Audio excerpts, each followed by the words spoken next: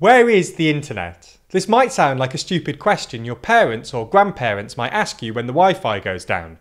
But for some countries, it's not just a matter of technology, it's a matter of politics. With social media becoming a key source of news and communication, individual countries' grip on what's going out there is slipping. Russia wants to reverse that trend, so much so that many believe that they're trying to create their own version of China's infamous Great Firewall. The question being whether that's even possible. So in this video, let's take a look at just what Russia is trying to do, the steps it has taken so far, and whether it really can create a Great Firewall.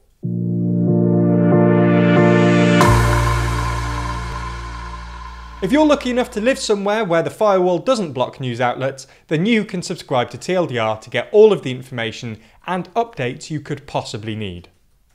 Anyway, first things first. What actually is a firewall? Well, in its simplest form, a firewall is effectively just a gate through which internet connections go through. On one side, you have a secure network, typically the likes of your home network. On the other side, you have potential danger, the wider internet.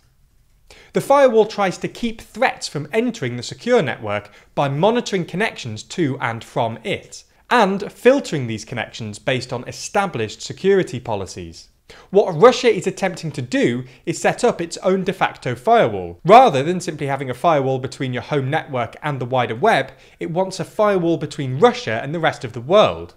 With Vladimir Putin having called the internet a CIA project, it ultimately wants to shut down that project and control what Russians can and cannot see on the internet, much like China's Great Firewall, known formally as the Golden Shield project.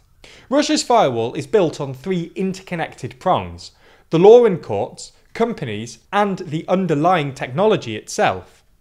So let's take a look at each in turn, starting with the law and courts. Since 2012, Russia has passed a whole suite of restrictive laws.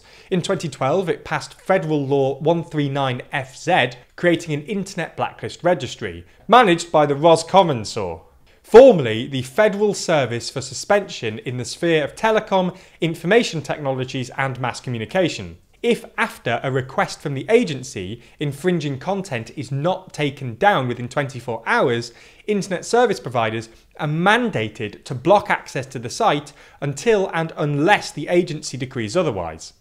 According to transparency data from Google, since 2012 and until July 2021, it received more than 234,000 requests asking for the removal of just under 3 million items from Russia alone. In 2013, it passed Federal Law 398FZ, giving the Prosecutor General the power to immediately order the takedown of sites and online sources that disseminate calls for mass riots, extremist activities, or participation in unsanctioned mass public events. It was under this law that both Apple and Google were forced to remove a tactical voting app made by supporters of Alexei Navalny from their app stores. In 2014, it passed the so-called Bloggers Law, requiring any Russian blogger with more than 3,000 unique visits per day to register with the agency. The law was so broad that ordinary Twitter users would have to register if they got more than 3,000 unique hits a day. 2015 is when the prongs start to overlap, with the laws now targeting the actual hardware and companies more directly.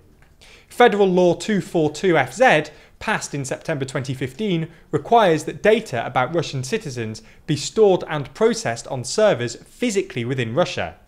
Then in 2016, the Russian parliament passed a law requiring internet service providers and other telecommunications companies to retain the contents of all communication for 6 months and data about those communications for 3 years. Although, to be fair, at around the same time, the UK passed a similar law, the Investigatory Powers Act 2016, giving the Secretary of State the power to issue a retention notice, thereby requiring ISPs to retain internet connection records for 12 months. 2019 then saw the Sovereign Internet Law come into effect, giving government officials the possibility to circumvent ISPs and pull the plug on the internet or specific sites in an emergency. Fast forward to 2021 and the courts start targeting the tech giants, issuing Alphabet, Google's parent company, a fine of 7.2 billion rubles, about $98 million, and Meta, Facebook's parent company, 2 billion rubles, or about $27 million, for repeatedly failing to delete illegal content. Anyways, the wide range of different laws heavily curbing expression and allowing for data collection, put together with the fear of midnight visits from the FSB, ultimately scares people into self-censorship and self-repression.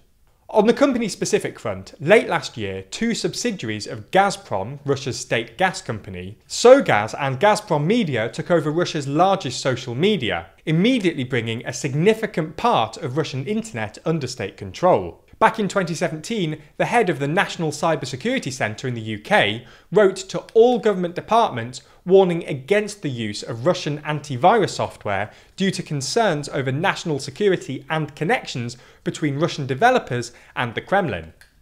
Although the NCSC did not advise that the general British public stop using Russian antivirus software, the British banking giant Barclays stopped offering antivirus software from Kaspersky Labs to its customers in a precautionary decision, a decision it has stood by to this day.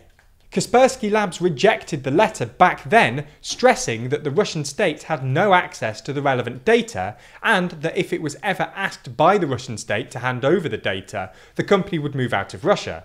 On the technology side of things, Russia is also ramping things up considerably by deploying two main types of black boxes: SORM black boxes and traffic filtering ones. SORM, or System for Operative Investigative Activities, black boxes focused on surveillance and are directly controlled by the FSB, the successor to the KGB. The black box intercepts and monitors connections, collecting data as required. The second type, traffic filtering, is used by the government agency to block websites on the Internet Registry blacklist. Both are ultimately installed in internet service providers' servers under a broad mandate allowing the government to force the installation of technical equipment for counteracting threats of stability, security, and functional integrity. Both, put together, constitute the very definition of surveillance and censorship. So, is Russia actually building its own version of the Great Firewall? Well, no, for the simple reason that, barring a revolution, it can't. China built its internet with censorship in mind. China has the power and the ability to ban the likes of Facebook, Google and Twitter for the mere reason that the Chinese people have never had access to it in the first place, so wouldn't have really missed it when it went. But what do you think? Will Russia's firewall plan succeed?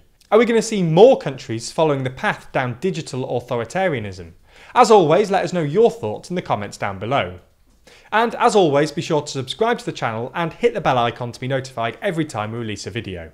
Special thanks to our Patreon backers for making videos like this one possible, and if you want to see your name at the end of videos, then you too can sign up using the link in the description.